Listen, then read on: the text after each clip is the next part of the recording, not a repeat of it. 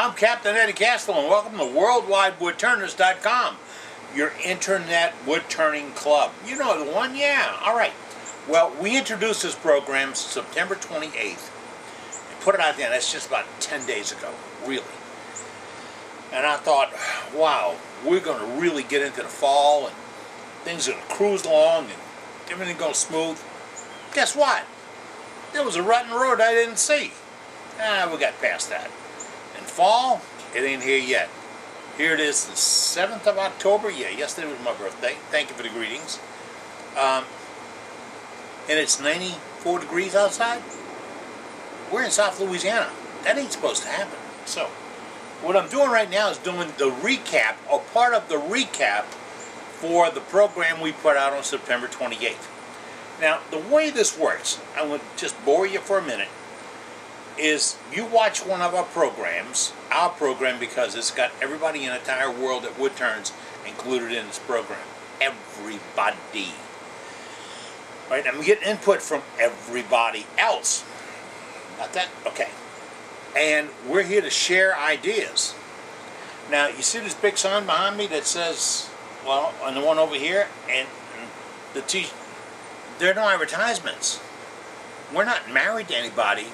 We might be dating them, but we're not real serious, okay? So that's why we're going to keep it straight and level to you. Tell you what you need to know. So if you see something on our program and you have a question, all you have to do, this is so easy, all you have to do is send me an email to this address. This one right here. WorldwideWoodTurners@gmail.com. WorldwideWoodTurners@gmail.com, whichever way it goes. Alright, because I never get this right. But that's where you send a message, and then we get them. And boy, did we get them. I'm not going to bore you too long, but we got some input this month. I just pulled the computer back up, and I've got over 100 questions in the first 10 days. Over 100 things. Guys are asking questions that are legitimately honest. Okay? Can you do off-center medallions for ladies and girls? Christmas is coming up. Hey, we'll talk about that in a minute. But medallions and stuff for your nieces, your grandchildren, and all that. Without a chuck? Yes. Can you make your own chuck? Yes. Are there chucks available? Yes. And what do you need? You need wood and a double-stick tape and a little bit of patience. Double-stick tape is a critical part of that. Okay. Can we get into making small jewelry on the lathe? I think so. You know what would be the points I made over my life by making little earrings and double. Yeah. And tell you what, it might seem cheeky to you, but imagine that your work of art that you're going to work on is minuscule. I mean, little, bitty. Wow, that is tiny. And it's going to be perfect. There's the challenge. And when you do earrings, they got to look sort of like, or really, well, don't ask me, I don't have any earrings. How to make a phi gauge. A phi gauge. It's not a pi gauge. It's not the little triangle. Phi is 1 is equal to 1.618388. Yeah, we have one we draw out for you. And we'll put that on our website. We're developing a website. Go down a crooked road here. We're building a website with volunteers. And we're trying to get it up and running. But remember, people have jobs, and they're doing this as a volunteer and doing it to help you and me. So I'm not going to put any deadlines on they can't meet. I can't tell somebody you got to go faster if you really can't go faster. It's not fair. So we're building a website. When we get our website built, then we'll be able to place things. We're already on Facebook. Yeah. Worldwide Wood Turners. One word, Worldwide Wood Turners. There's a space there. All right. On YouTube. I'm sorry, on Facebook. And we have a YouTube channel, and that's all one word, Worldwide Wood Turners. You'll find that. And when you get to there, subscribe, because that's where I'd like you to get the videos from. But we're building things like that. We talk about the phi gauge. and how you do things in your shop, your tools, your way, and they're yours. Yeah, and then you can use them in the way we kind of guide you a little bit. Remember, this is not locked in dead stone. It's not there. So if we come up with something that's a suggestion or a method or whatever, and do I have to read the disclaimer? The disclaimer is, it's real simple, but you got to listen to it. If you're too stupid to know what's right and wrong, don't do it. The lawyers say I can't put that up here. But, hey, they didn't pay an entry fee, just like you didn't either. All right, I'm going to get on to this. Sharpen a scraper. What is a scraper? Negative rake scraper? You want to twist my grits? Yes, negative rake scraper. We're going to really talk about that. I'm going to tell you where it came from and where it went and how it cuts and why it doesn't cut and why you have a problem with it and why some people make it look so simple. And it's all you. That's it. You think it's one of those magic things you pull out of a box and use? Don't work that way. So we'll get into that. Step centers. We did the thing last month with the Christmas ornament, showing you how to make a Christmas tree, and it was on a 4-point center and a live center. And when I got back to the house, I don't have a 4-point center I like to use. I've got them. Got more than I need. But I really like to use my step center, STEB center, with a spring-loaded point, because I find it makes my turning, makes me safer in my turning. I'm more protected in my turning. I feel better about my turning with a step center. So why do I have one? Why will I use it? Why do you think you need to get one? And again, we won't do brands and promotions and all that. Oh, we did say something. I just said something. Did you say anything? Okay. Did say something about Christmas ornaments. This coming program, they released in 2 weeks. The last Saturday in October, I believe it is going to have how to do another Christmas ornament project. Yes. Why? Because it's October. We're supposed to be in the fall. I should have a sweater on instead of sweating. But we're going to do Christmas ornaments to show you how these things go and how easy it is for you to make them. And when I was talking to my buddies the other day about it, I said, you know, if you have a collet chuck, you can do this one project. And if you don't have a collet chuck and and if you don't have either one of those and you gotta sitting there talking with 4 other wood turners, we came up with 6 ways to make this one project. That's going to get shared to you. That's what this club is all about. You see, it's not one knucklehead. It's a whole pile of knuckleheads. And we're all getting, you were called a knucklehead when you were a kid, weren't you? Okay, and we're all going to get together and put our thoughts together and then let you sort them out.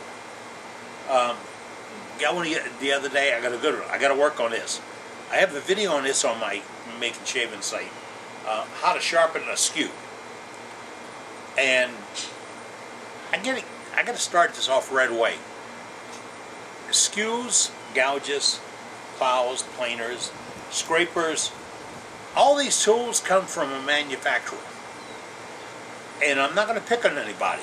I definitely don't want to say it. But think about what expertise they have to take it off that machine, put it in a box, and make sure it's done right. We're in a new world now. It's not the old world. And they're going to give you the bare basic you can get when you get a tool that they can offer you. So you get that skew and it's got a big flat face on it, and I've heard guys say, man, that's perfect, that's perfect. Show me how you work that thing.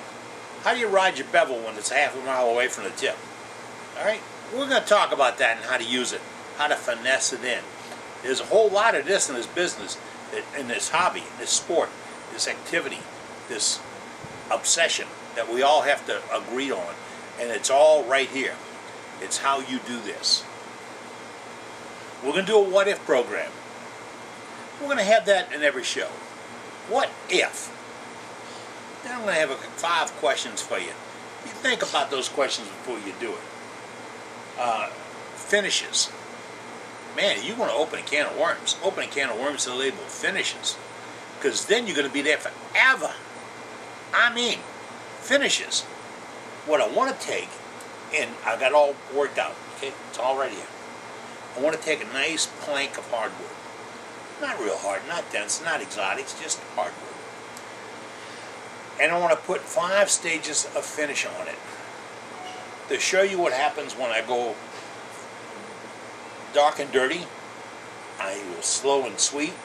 I stack, and then I stack some more, and then I polish. I'm going to show you all that on one plank of wood so you can see it. You've seen these things. Remember when you used to go to the paint store, they had a sample of the paint, and they had the primer and the paint on a board? They don't do that anymore. But they can show you how the difference would be from gloss to no gloss and all this stuff, and kill the flat. And, all right. Well, finishes are just like that. And we're going to play with those finishes a little bit. But boy, talk about a can of worms. I brought it up to my advisory team. Oh yeah, you're on a team. I didn't start there because you might run away. Brought up to my advisory team, I had 10 opinions in 5 minutes. And we did not agree on any of them. That's what this is all about. Oh, you know what this is about? It's about the art that we do. Yeah. And because I get so many photographs, you can send me a photograph to the worldwidewoodturners@gmail.com. That's the one you got to send it to, worldwidewoodturners@gmail.com. I think it goes this way.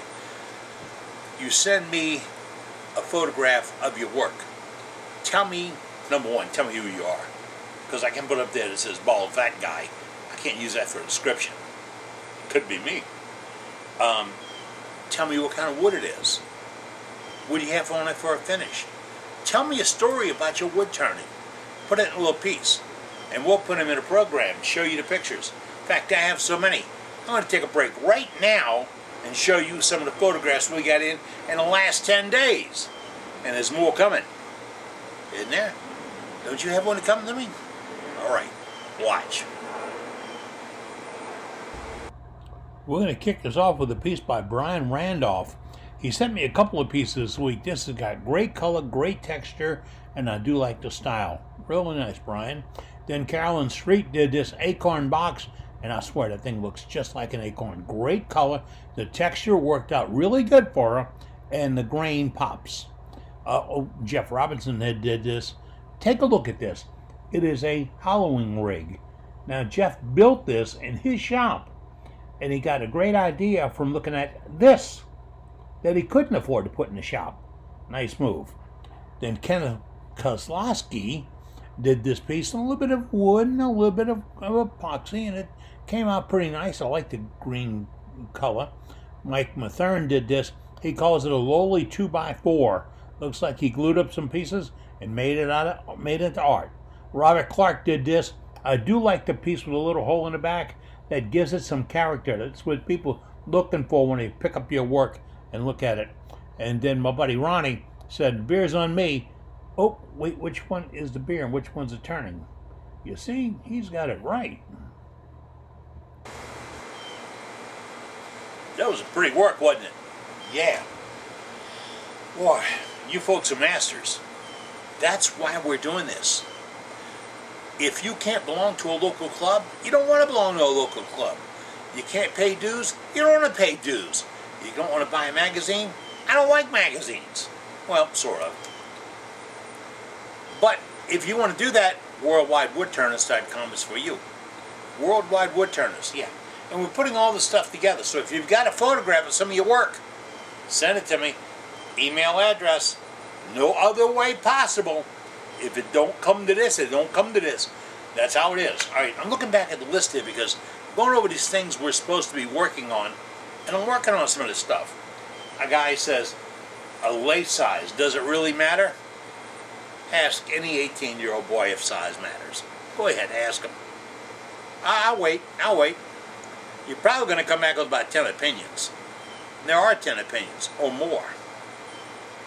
Talk about why does it matter and what matters, and then do I have to buy the Acme brand, or can I get a Y with the XYZ brand or the brand in the middle and save some money? We're going to do a little session on that so you can understand a little bit better. When you step up or step into wood turning, you need to know all the pitfalls, all the ruts in the road. That's what we want to talk about. And I take input from you. I keep saying that. I take input from you. How do you make a sizing the tenon or tendon, which we're going to decide pond yarn, on the bottom of a bowl to fit into your lathe to get the maximum hold? We're going to show it to you. They're going to show you how the manufacturers recommend it. Guess what? They're pretty damn close. Really are. It's not as hard as you think, but it's as simple as you think. And it takes a little gauge, and we don't sell them. You got to make it yourself to fit your chuck, to fit your size wood, to fit your lathe. Yeah, talk more about that. Had a guy the other day said I want to use my skew, and he's watched me on a piece, and I did some nice little slicing cut, and he says, I can't do that. Mine's holding open the shop door because it's only good for a doorstop. We're going to change that. I've talked to some professional wood turners over the years, and I think I know the secret of that tool. And it's, I don't want to get ahead of it, but we're going to do that. We'll cover that. What happens if my lathe bed gets all gooped up and chunked up because it sleeps outside? Mine sleeps outside. That's not a conditioned shop.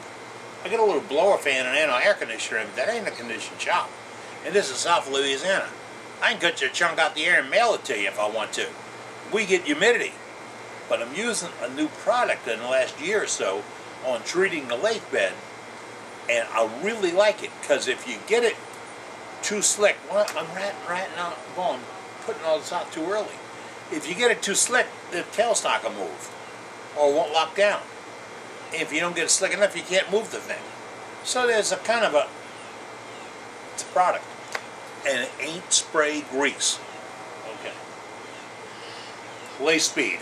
I get this question all the time when guys say, can you tell me what speed you're turning that pen at, or that stopper, or that bowl, or that jar, whatever? Yes, I can give you the exact speed. Go to your lathe. We're going to talk about that. How would you determine that? And I can bring up some videos from professional turners that will show you the ups and the downs and the harmonics in the middle. And there's a whole lot of what we talk about that's going to be harmonics. You are spinning a piece of wood,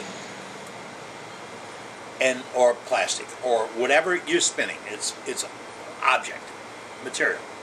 You're spinning it and you're cutting it. Is it consistent all the way around? I mean, is it the same density, the same weight, the same strength, cut the same? Does it have grain? Does it have grain? Does it have grain? Does it have grain? How you approach it is going to make the big difference on how you cut it.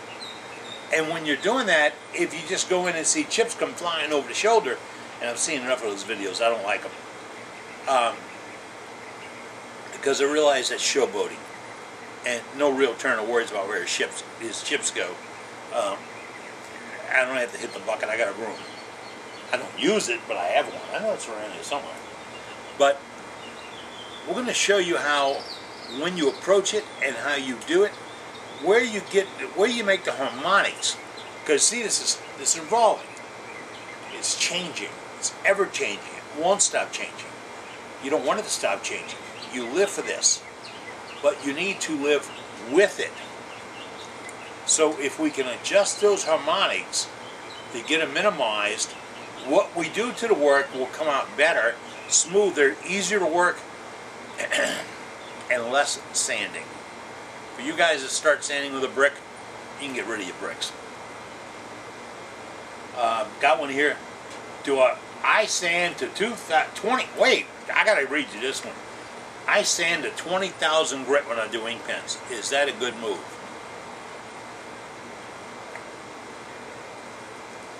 You want to handle this? Huh? You. I mean, it's open. You can do whatever you want. I mean, answer it. Go ahead. I'm going to say thank you for the sandpaper industry. For the sandpaper industry, thank you, sir, please. For the wood turning industry, think about it a little bit. Think about what you're sanding. Think about what you're polishing. Think about what you, well, think about. We're going to explain how that works and why it doesn't work. It can be as simple as, well, I don't give it away. Well, all right. Soft wood tear out. What do I do if I got something that's too punky to turn? It's called the barbecue pit. No, there are some ways to save them. Some ways you and I can afford to do it. We can't all go get a vacuum chuck and all these other things, but there's some things we can do in the shop without a lot of equipment that will help you save that piece that you want to do. Yeah. Sharpening tools with a belt sander. If there are things in this world that would be illegal, the belt sanding industry would tell you you can't sharpen tools with a belt sander. And professional turners will say, why would you want to do that? I mean, a belt sander? My belt sander on the table right here is one of the most used tools in my shop. That, the bandsaw, and the lathe. All the rest of the stuff is just here. Yeah, you collect. But I can sharpen a tool on the belt sander like you won't believe. I can show you how to do a gouge, a skew, a scraper. Hey, as long as you're moving metal, you are sharpening it. And how do you move it? And how much of it do you move? That's important. So, and then we got to talk about cleaning that chuck.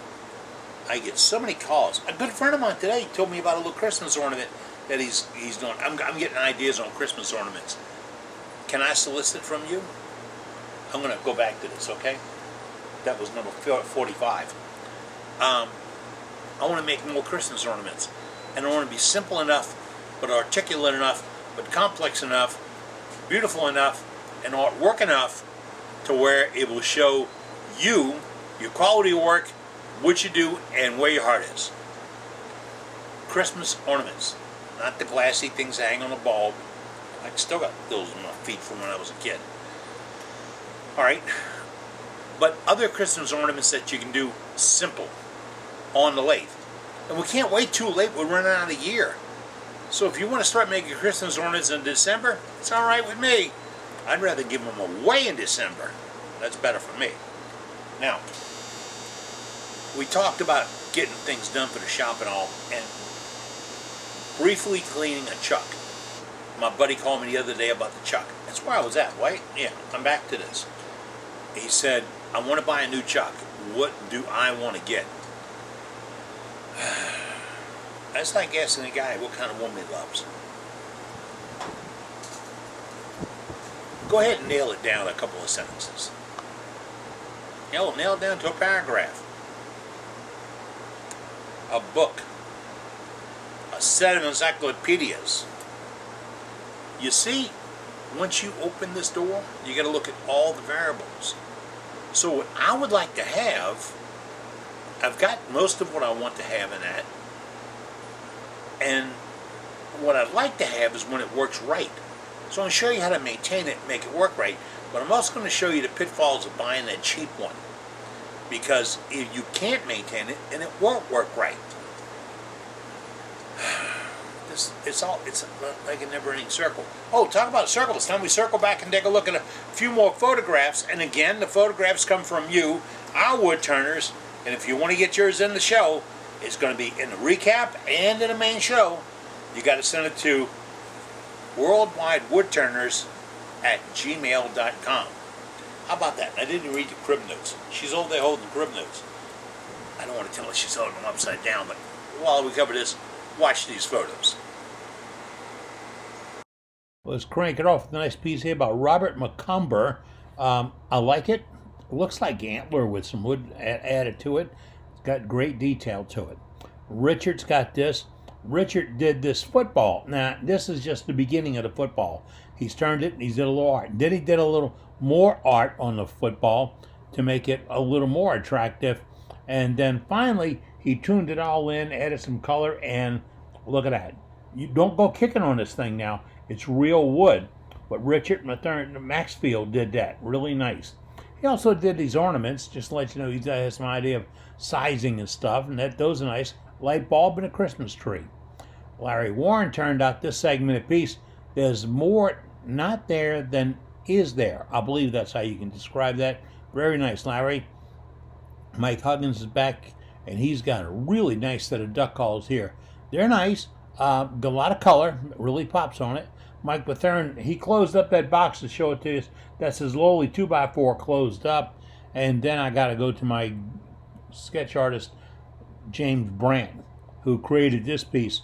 This is nice. You really want to feel it to see what it looks like. Well, that didn't work out. I told her you got to turn the cards over. She flipped them the other way. Oh well, we all learn here. Hey, if you got a photograph you want to include in the program, all you have to do is send it to me at the email address. No other venue. No other way. You can't even come hand it to me in my hand and say, hey, take a look at this. No. Gmail is the only way I can get it. Because I have to go from program to program to program to program, and I can barely go from doorstep to doorstep to doorstep to doorstep. So hey, you got to work with me on this. Send me the photographs, and I'll take care of it. Some other things folks came up with. How do you make a glue press out of rubber bands? Boy, there's a guy that does some fantastic segmented stuff, Malcolm, and he is, I tell you what, I'd be rich if I could afford his rubber bands, because that's all he works with. Show you how, why, and what you should and shouldn't do with it. And then some tips to help stretch that a little bit. All right. How do you build a jig for determining the bottom of a bowl? Well, most of us determine that and then cut it a 1/4 inch too deep, so it becomes a funnel. But we'll only show you a couple of simple tools for doing that to try to take the mystery out. Things you can build in your shop with your stuff. Nothing fancy, no brass ends, it's easy, okay? That's what we're going to do. Here's a good one. This came in from Craig Allen. He said, why and when to scrape, get this, 3 parts here. He says, why and when to scrape, push, or pull on a cut. Wow. Craig, they're going to name a school after you one day, really. Because if you can explain how to use it and why to use it, you understand this game. You really do. A lot of folks don't look past shavings coming off, or a commercial, or an advertisement, or YouTube where the guy got stuff going everywhere, and it's really, all right? A whole lot more than that. It's that wood. It's that plastic. It's that epoxy. And David Duran's been doing some epoxy. I got some great stuff to show y'all coming up with him. He's getting a little particular about sharing all his photographs. Why? Because he thinks you're stealing his ideas. They're okay. They're good ideas. Steal them. All right. I had one the other day. This is good. You're going to love this. Guy said, what's the difference between sanding sealer, OB shine juice, and CA? We're back to encyclopedias, aren't we? All right. We're going to talk about, when we're doing the finishing, we're going to talk about those products and what they do, what they accomplish, and how they accomplish it. Because it's not just what they do and what you get out of it. It's what they're doing to get it out of it, because the one thing we do love about this material we work with, if you work with wood, is it moves. And we have to be acceptable that it will move after we're done turning it. Okay? Here's another one. Coloring. Can I color with the RIT dye? Yeah, I color with RIT dye. I've got that professional stuff from the trade shows. I have some cartridges out of an old color printer that my neighbor had. There, red, blue, and yellow to do color pictures. And he had these extra cartridges. Didn't have the printer anymore. I took the cards. I put gloves on. See, clean hands. Yeah, I put gloves on. I took those, put in a little bottle, and then I put a little alcohol in them to cut them some more. Pop and color. We're going to talk about that. There's some ways to color some of your projects that are really easy and inexpensive and can be rather unique. And that's, I think, what you're looking for. I mean, you don't have to do what he does, You just have to do what you do a little bit better. We had Craig again. I got a whole list of stuff from Craig. He said when you talk about a gouge being open and closed, because it's open and closed. Is that right? Okay. What does that mean? It really means that you're cutting a lot different. So we're going to try to show you close-up video of how that tool cuts. And you can go try it, but you need a friend. You do. I can't get you one of those, but you can get one on your own. You need somebody to turn the wheel on your lathe at about 2 RPMs so you can use that cutter and see it cut. Honestly, see it cut. And then do the other thing that they do on YouTubes and TVs and see it tear or plow. A friend of mine in the farming business says the worst thing he does to his field every year is plow it up. It's the worst thing he does. It's necessary, but it's worse. Is my drill press out of the line? I love it. The guy sent me a picture the other day of him lining up his drill press. I can't write this out too early. Really, I can't, because it's going to be a next month's show. How to line up his drill press. And he's got gauges and gizmos and gadgets and readouts and all that. When I told him to go get and do and showed him, and there is absolutely no flaw in the program. It is rock dumb stupid and easy. You can do it. If I can do it, you can do it. So that's it. All right. Got a few more. Do we really read? Oh boy, I got it here. When you use CA glue, does it make the wood too hard to cut? It doesn't make the wood too hard to cut. We're going to talk about that. We'll probably talk to a couple of manufacturers about it because they got some really unique things out there right now. They got some wood glues that dry in 15 minutes. I came up in cabinet making. I started cabinet making in 1962 at school. And I still had the lock plane I bought that day when I went to school. We had glue that sat for a day to cure because that's what we were using the product. Today's product has changed. So we're going to talk about how that product changed, but then how did CA change? It's changed a lot from when it was formulated to help save lives in Vietnam. It really was. And it's really unique, and there's a lot of strange products out there. The CA doesn't make the wood too hard. The CA is often too hard. Did I confuse you on that? I didn't want to. If you soak that board with CA, it's going to probably leach out a little bit. It might change the condition of the wood around it, and the coloring and aspects. And some of that can be sanded, some can't be sanded. But it doesn't make the wood too hard. It's too hard. So when you use CA cautiously, and I used to bathe things in it, really was nut about it. I thought it was a great wood hardener until I got my bills. Alright, but when I use CA, I'm using it very sporadically. And then do I use accelerator? No. Yes. Maybe. Perhaps. Often. Never. You see, it's one of those questions you don't want to ask. Accelerator makes the whole process go quick. Accelerate. Remember that 65 Chevy Chevalier Daddy had? Rocket. Accelerate. Okay. Remember ours, it was mint green. Really pretty. The accelerator accelerates what's happening. But CA doesn't always need it. And it's sometimes using it can bring a little more pain than joy. We'll talk about that. So on our list of things, zeroing down all these things that you can do. Here's one. What is end grain and how do you slice it? You know, that could be the question of the day. Really is. And we may have to talk a lot about that. What is end grain? Where does it come from? And how do you cut it? Nope, I said that wrong. What is end grain? Where does it come from? And how do you slice it?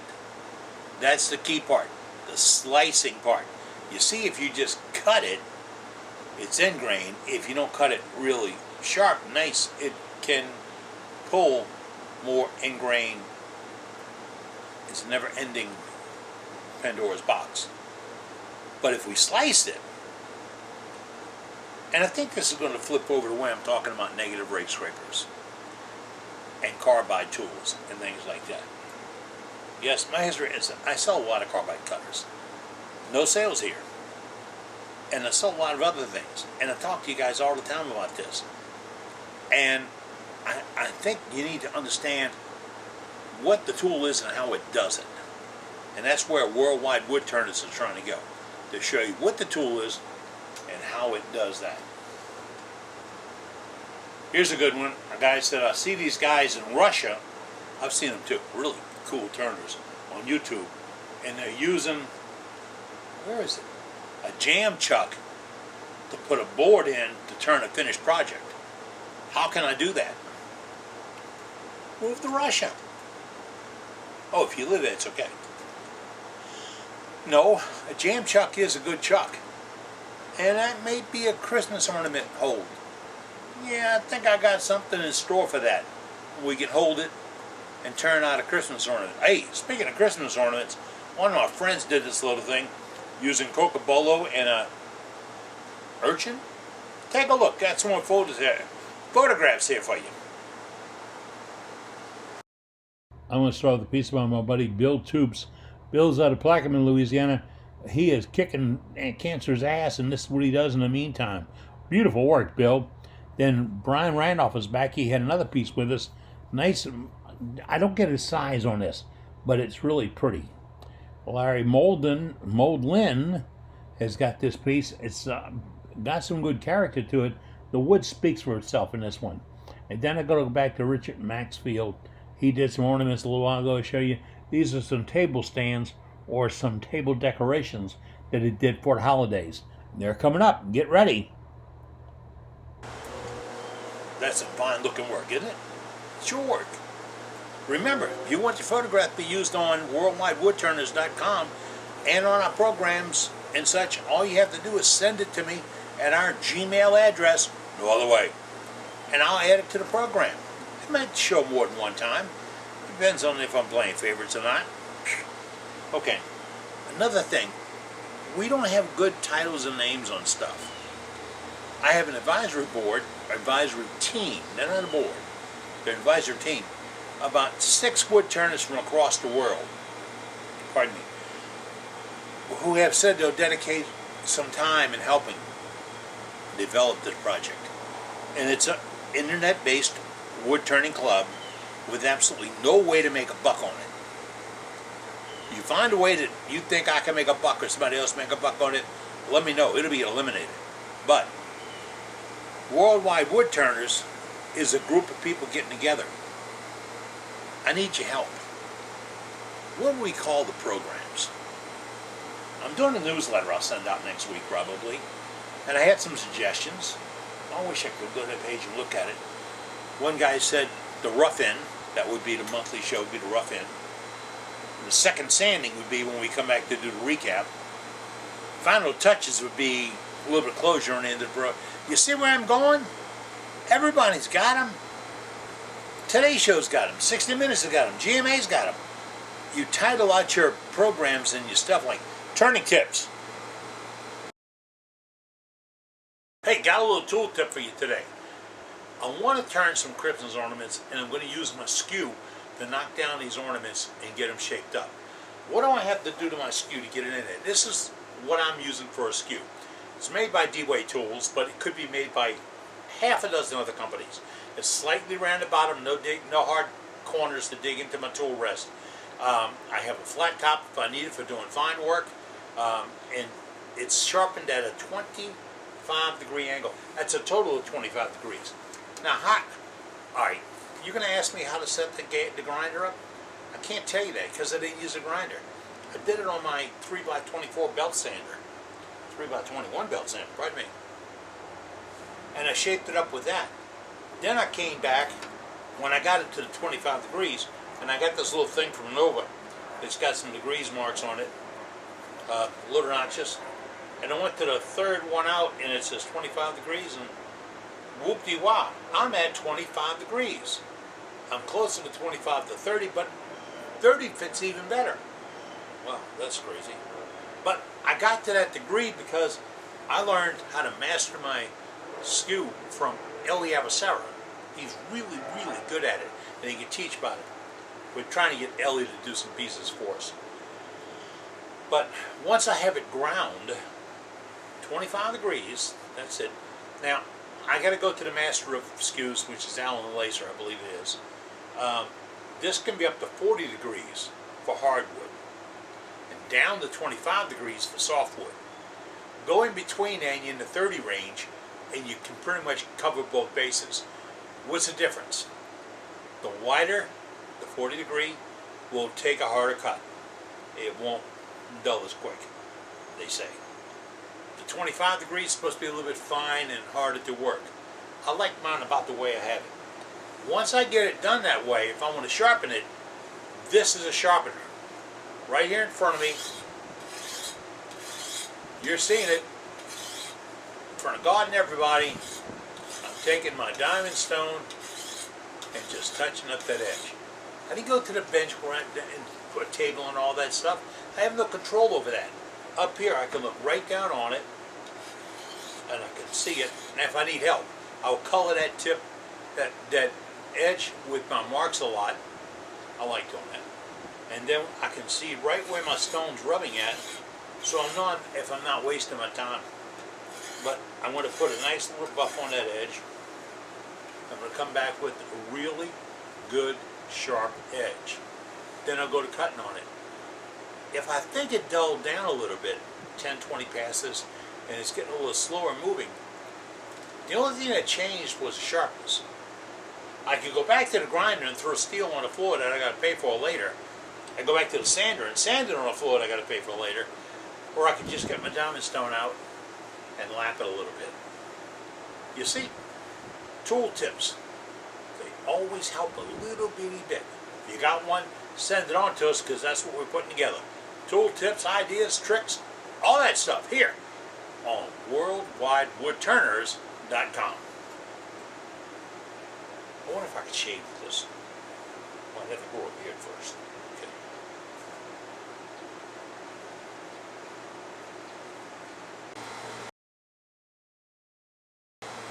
You see how that worked?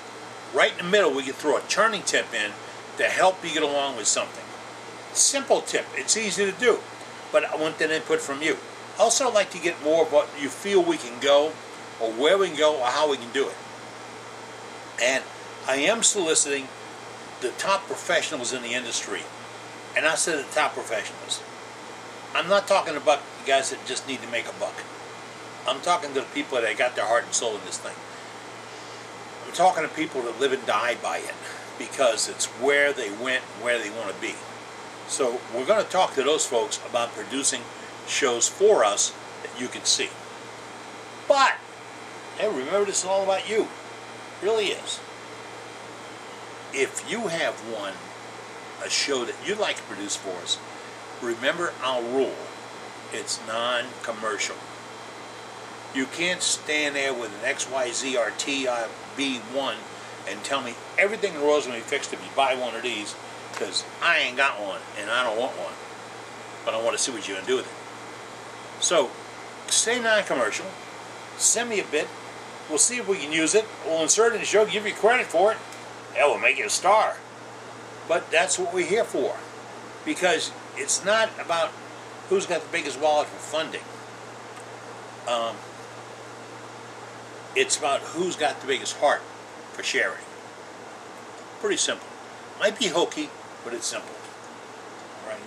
I was trying to see if I got a few more of these things. Dust protection.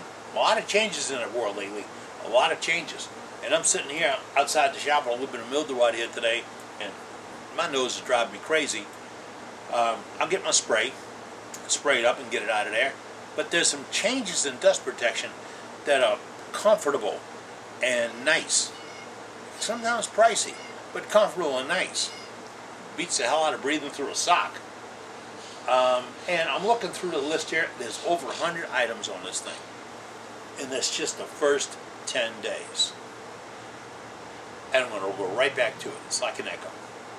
If you have an item you would like us to cover on Worldwide Woodturners, you have to tell us.